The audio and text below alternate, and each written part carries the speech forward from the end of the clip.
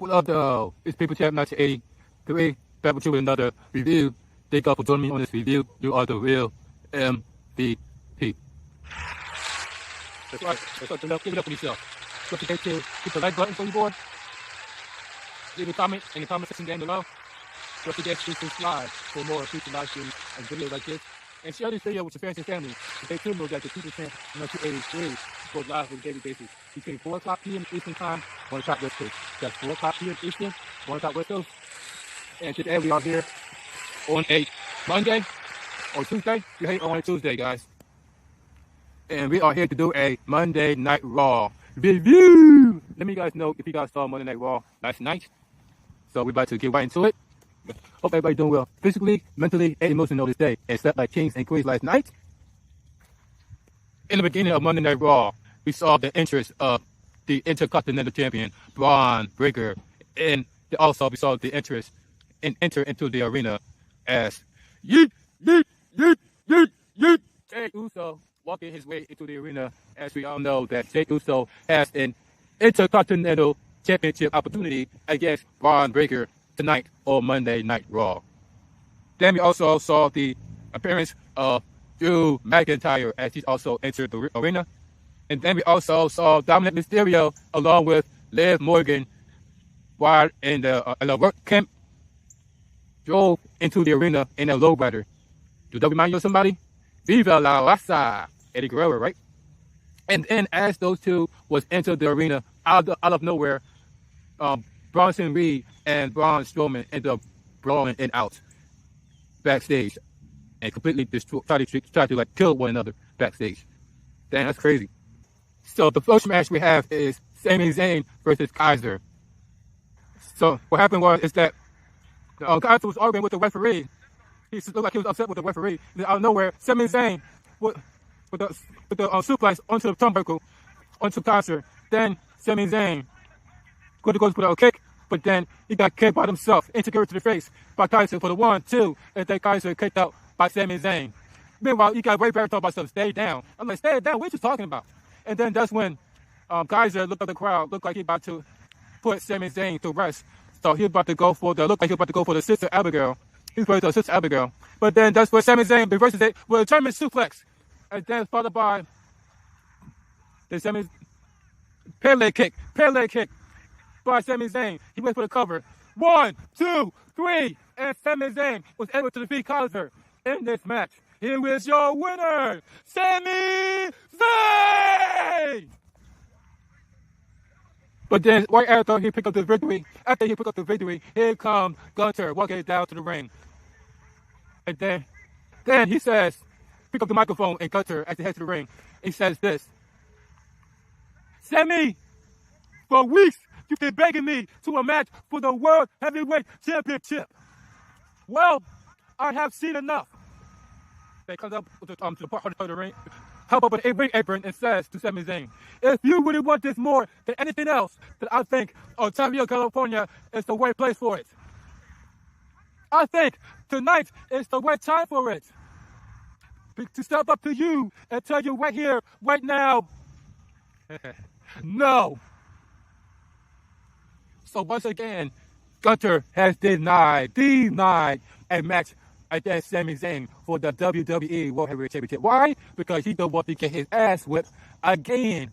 Last time he got his ass whipped, it is for the Intercontinental Championship.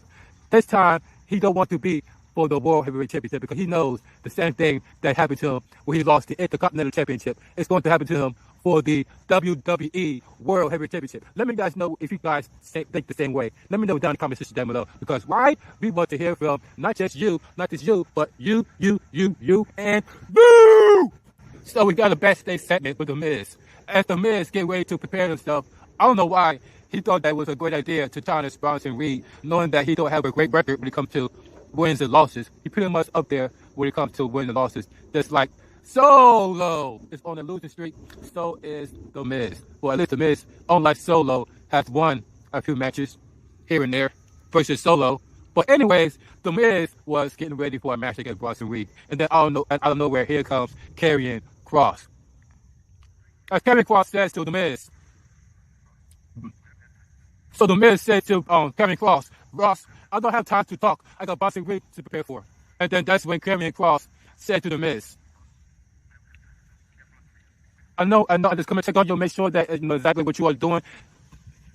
Everybody's saying that this match is a very bad idea. And then that's what The Miz says. I'm the one that asked for this match. Why is it so hard for anybody to believe?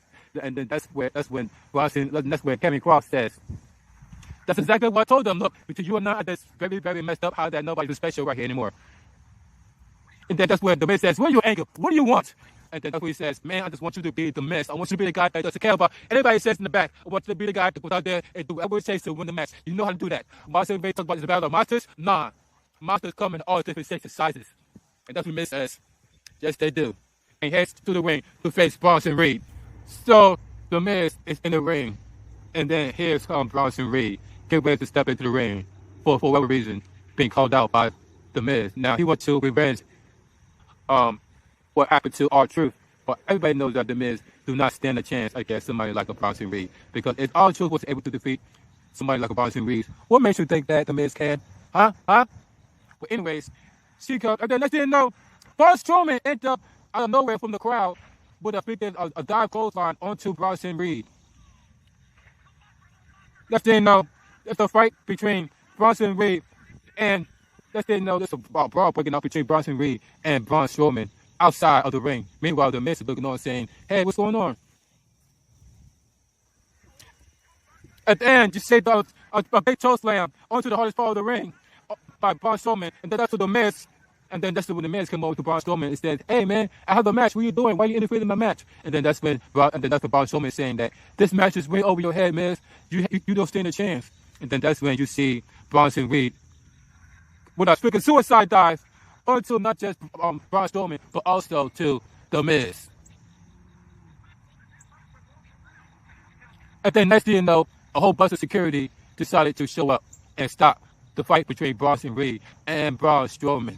But as you can see, they all failed miserably as Bronson Reed and Braun Strowman both physically take out all of the security. I mean, everyone's security got dealt with by the hands of Bronson Reed and Braun Strowman as they tried to separate those two.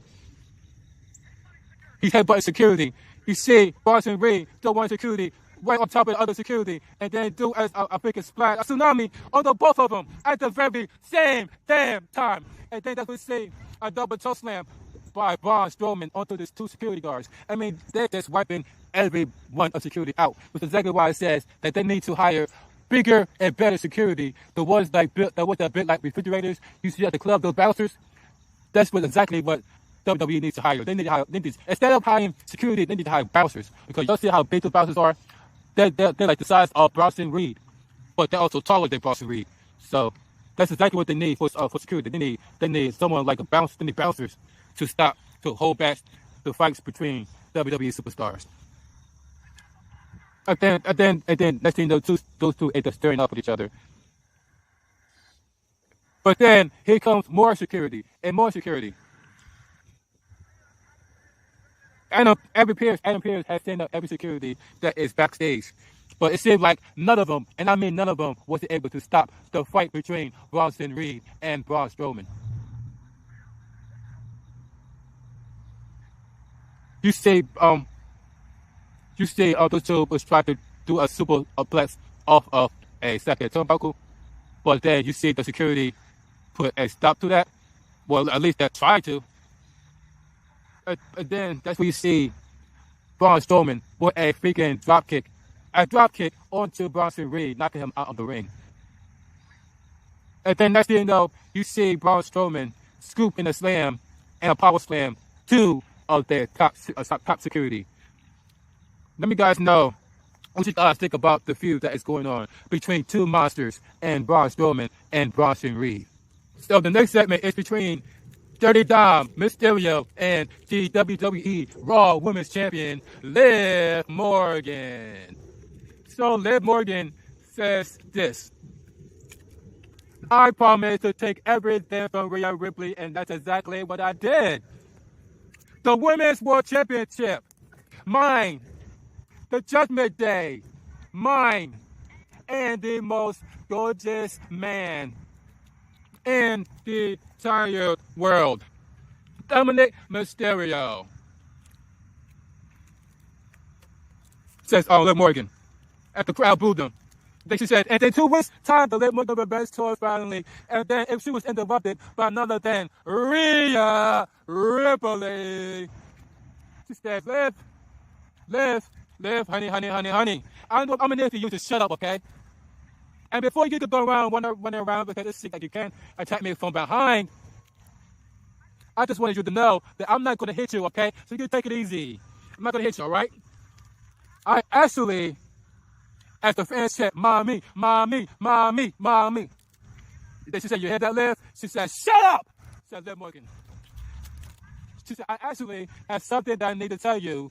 And Rhea Ripley head to the ring. He said, look who's finding this cojones, huh? What you gonna do, Dom, huh? What you gonna do? Except who you gonna take out of me? I think she says, what you gonna do, Dom, huh? What you gonna do? Exactly. You're not gonna do nothing to get out of my face before I meant to get out of my face. And that's what Liv Morgan says. Okay, relax. But you know something? Says typical about Dominic. Maybe he would stay with you if you care about him half as much as you care about Damian Priest. Ooh. But let me guess. Why did Rhea Ripley come out here and say, is it that we got me back to your name and you're no longer clear to be a bad, but is that what it is? But you know what, Rhea, too bad, because I'm not going to let you get out of this match because I'm going to beat you. And I'm not going to beat you because I'm bigger than you. I'm not going to beat you because I'm stronger than you. I'm going to beat you because I'm smarter than you. And I've had you beat up here for months. So please, Rhea, please tell us what was so important that you have to come out here and interrupt him. Then Dynamite, tonight. Let us know, please let us know. And that's what she said. That's what Rhea Ripley says. No one left. That's not actually what we want to say because when it comes to bad blood, I'm fully cleared, said Rhea Ripley. This message is actually for both of you. Since Dom, you always want to stick your nose in the Women's World Championship business. You know, you're the only reason that Liv won my championship in the first place. You're the only reason Liv has retained that championship every single match. Adam Pearce has decided something. Dom, at Bad Blood, you're going to be exactly what you deserve to be. Behind bars. Because you know what championship match? You're going to be hanging in the shark cage. What? So Liv, at Bad Blood, when there is nowhere to run and nowhere to hide and nowhere to help you win, I'm going to win back the one thing that I've never lost. My Women's World Championship. Wow. Could you guys believe that? It's going to be, in 2 weeks at Bad Blood, it's going to be Liv Morgan versus Rhea Ripley for the Raw Women's Championship, while Dominic Mysterio is hanging all the way up in the sky in a shark cage. But then we're not done yet because Rhea Ripley says, oh, and another thing, when I said before, I take it back. And that she headbutts Liv Morgan right in the face, knocking Liv Morgan to the floor. Guys, let me guys know this blockbuster announcement that was made by Rhea Ripley herself that it's going to be her, it's going to be Liv Morgan, it's going to be at Bad Blood, it's going to be for the WWE Raw Women's Championship. Wow, Dominic Mysterio is hanging from the sky inside of the shark cage. Let me guys know what you think about that match. Let me guys know what you think about that blockbuster announcement. Because we want to hear from you. So then we have ourselves a next match, one-on-one match between Dragon Lee going one-on-one against Carlito. Caribbean Cool. With Judgment Day at ringside, along with the LWO at ringside. So what happened is that you got Dragon Lee hitting Carlito with a drop kick right on the turnbuckle. And then he dragged Carlito in the middle center of the ring. And she about to go for look like he about to go for the moonsault from the top rope. But then, out of nowhere, I figured JD decided to interfere in this match or try to distract the referee. But then that's where freaking LWO and Judgment Day start to confront each other about JD interfering in this match. And then next thing you know, Dirty Dom ends up attacking one of the members of the NWO from behind. And then JD McDonough throws one of the members onto the turnpost. And then that's where Dragon Lee was like, hey man, what's going on over there?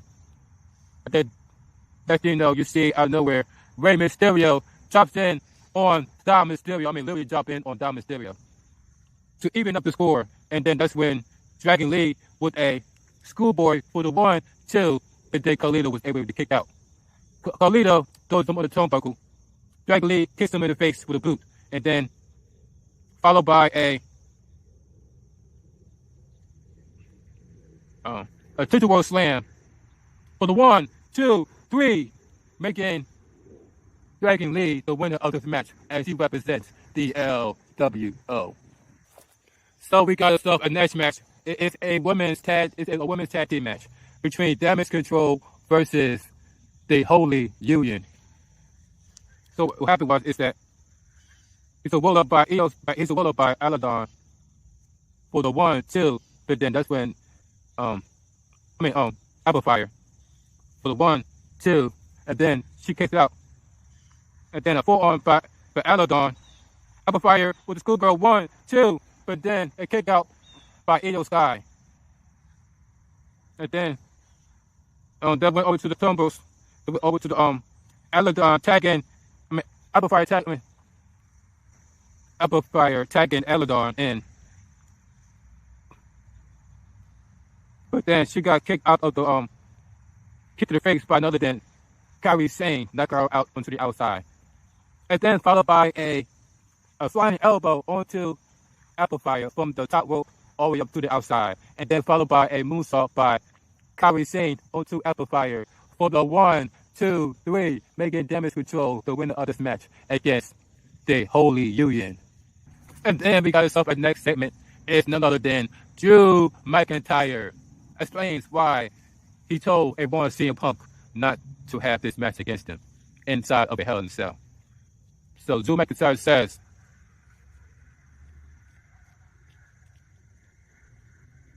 I promise I'm going to make you bleed. I promise you're going to have to kill me. I'm prepared for this to be the end of CM Punk if you're prepared for this to be the end of Drew McIntyre. I've been thinking about Punk's words all weekend, not just the words, the look on his eyes. He meant every single word. Said Drew McIntyre, for once you were real, you were truthful, Punk. You were ready to sacrifice and all for this to end, and so am I. I always told the truth. I've always been honest, especially when it comes to Punk, but usually I keep the personal stuff to myself because I find a greater cause. But I'm going to put it out there. You want to put it out there, Punk? I'll put it all out there. I do not want to go back inside Hell in a Cell. I've been in that match more than once, and it's broke things and made it haven't been fixed into this day. Your sisters begged you not to do this match. Your wife begged you not to do this match. My family begged not to do this match. They know it's gone too far.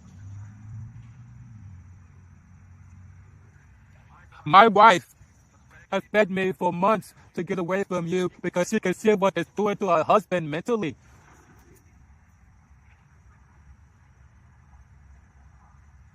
Me by the press saying, CM Punk, CM Punk, CM Punk. Drew McIntyre says, it doesn't matter what you all think. It doesn't matter what our family think. It doesn't matter what we think. This match is going to happen at Bad Blood. And also, I have to promise on my own. I promise I'm going to make you bleed a lot. I promise I'm going to make you suffer and feel more pain than you ever felt in your entire existence. It's appropriate. You compare yourself to the devil again last week, and this has always been good for since evil, hasn't it? Of course, you compare yourself to a supernatural being. You always see yourself as a godlike figure, but you're just a man that broken so easily in the past, and a man that I will break permanently inside Hell in a Cell. So, guys, we think about the threat and the promises that was made by Drew McIntyre when it comes to what he's going to do at Bad Blood. And let me guys know what we think about the return of Blood on WWE television. It's been a while since WWE allowed blood on television. Normally, when they have blood in WWE, it's normally accidental, and then they find themselves covering up the blood, or they find themselves putting the whole scene in black and white. So you guys will see the actual blood. But this time, they're going to be Hell in a Cell. Would they all going to be able to let them bleed? Only time will tell inside Hell in a Cell at Bad Blood. So the next match, we have ourselves a tag team match between the New Day, a.k.a. Xavier Woods, a.k.a. Austin Creed, and Kofi Kingston against the Creed brothers. Like I said, guys, let me guys know if you guys want to see Xavier Woods team up with the Creed brothers to form the Creed family. Because as we all know, if y'all know, Xavier Woods' real name is Austin Creed. So you got Xavier Woods, he's going up to the top turnbuckle, but then he gets distracted by none other than Chad Gable. Chad Gable tried to interfere in this match, but then that's when Xavier Woods brought in Chad Gable into the ring. And then next thing you know, you see the evil look, the mean look of Xavier Woods, like he about to. And then next thing you know, he started to completely snap. Next thing you know, he completely snaps on none other than Chad Gable, beating the holy hell out of Chad Gable. And then he's stuffing the mudhole into Chad Gable. Wow. And then he got hit with a big knee by one of the Creed brothers. Well, and then Kofi Kingston was trying to help to save Xavier Woods, but then he got bulldozer out of the ring, and then followed by a tag team move by the Creed brothers onto Xavier Woods. They team him up at a powerbomb TO position. Would it be a Brutus Bowway? A Brutus ball by the Creed brothers onto Xavier Woods for the 1, 2, 3, making the Creed brothers the winner of this match against the New Day. So right after the match, we see the New Day backstage, and then they got and then walk in comes the LWO, and then they discuss what happened last week at that match. Where Mysterio says, Kofi, look, hey, we just want to be clear what happened last week, man. Hey, our bad for miscommunication. And then that's when Xavier Woods says, first off, we know, and second of all, we know they want to apologize, let's go and shot the tag team titles, we'll be good. And then that's when Rey Mysterio says, look, I know you're upset, but come on, man, we ain't doing it intentional. Come on, man, I know you get through this. You're the New Day. And then that's when Xavier Woods says, yeah, we are the New Day. And this is unsolicited advice, but probably better use if you would have gave it to your son Dom. And then that's when Mysterio was like, you know what? Hey, I don't got time for this, man. I got Finn Balor to worry about next week, so I'll leave you two at it. And then that's when Xavier Woods took it personally and says, oh, there it is. There it is. You got time for me, but you got time for Ben White. Because he's a former world champion, huh? Just like you are the former world champion. You got time for guys like me, right? And then that's when Kofi Kingston said, come on, man. He don't mean like that, man. Don't think of that way. And then that's when Xavier Woods like, it's that you did, and then you want to tell me too, a former world champion. And I'm sick of it. I'm about to tell that sick of title. I just want to everybody, right? And then that's when Mysterio says, amigo, you want to fight with me? Fake and wait. Next week, you got your fight. And then that's when Kofi Kingston was like, come on, man. Was all that necessary? And then that's when Xavier Woods says, what? Is that for David Lamar? You see that? What? None of this is unnecessary, Kofi.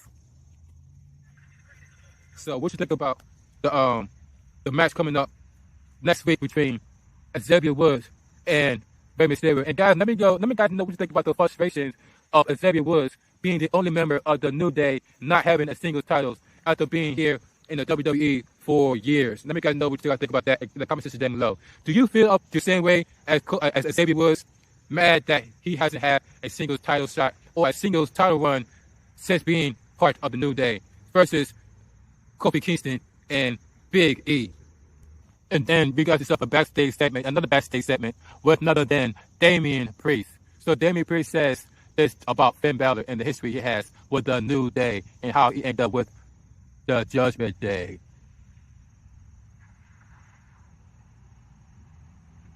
Going up, there was a saying I used to like to use. Am I my brother's keeper? Now, on the streets, we knew better. Everybody just wondered what you have, and they would stab you in the back. But life can take you to some unexpected places. Life brought me to the judgment day. Come on, man. The fuck?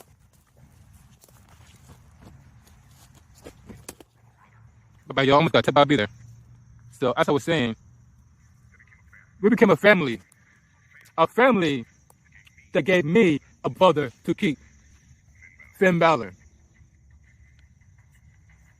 Then he goes on to say, when you join me and Rhea, we talk about running the WWE. And that's exactly what we did. We put everybody on notice, everybody.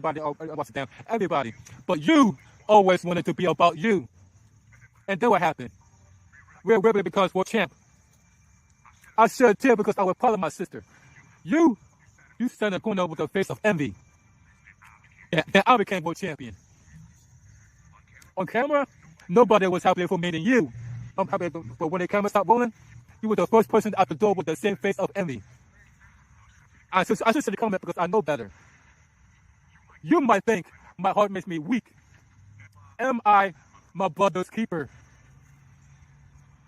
You damn right I am. And I always will be. Finn Balor, you are not my brother. No solo baka, a bad blood, and then over got a persona song. So guys, are you guys looking forward to Bad Blood when Damian Priest finally gets his hands on Finn Balor for revenge after him costing him to the title against Gunter? Now it's time for your main event of the evening. It's for the WWE Intercontinental Championship between the champion Braun Breaker going one-on-one against the main event. Jey Uso. So then they both was on the outside of the ring, and then just we see Braun Breaker was going for the spear by running across the arena, but then he got hit with a super kick to the face, followed by a spear onto the barricade by the main event Jey Uso. And then that's you see Jey Uso put Braun Breaker onto the ring as he climbed onto the turnbuckle. And then for the splash, for the 1, 2, 3, making main event Jey Uso the new Intercontinental Champion. Jey Uso! Jey Uso has finally won singles gold here in the WWE against Braun Breaker to become your new Intercontinental Champion in the main event, Jey Uso. Guys, what you gotta think about Jey Uso winning his first championship match without his brother Jimmy there, as he became your new WWE Intercontinental Champion. And what you gotta think about tonight's Monday Night Raw? So far, I'm liking this episode of Monday Night Raw, especially since yours truly and Jey Uso is now the Intercontinental Championship. Let me guys know what you like about Monday Night Raw. One of them was Dirty Dom. The next one is Dirty Dom and Rhea Ripley. The next one is with Jey Uso winning the Intercontinental Championship from Braun Breaker. Let me guys know what you guys think about Monday Night Raw. Thank you guys for joining me on this review. You are the real MVP. Don't forget to hit the like button. Don't forget to leave a comment section down below. Which part of Monday Night Raw do you guys like? And do you guys like Monday Night Raw from Monday night? And also, don't forget to subscribe for more future live streams and videos like this. And also, share this video with your friends and family so they too know that the People Champ 1983 drops videos on a daily basis. It's People Champ 1983. Y'all have a great day. Eat something good. Stay hydrated. Pay attention to your surroundings because we are living in lawless era of Joe Biden and Kamala Harris. It's People Champ 1983. Have a blessed one. I'll catch you on the next one. Until then, I am signing out. Have a blessed one. Deuces!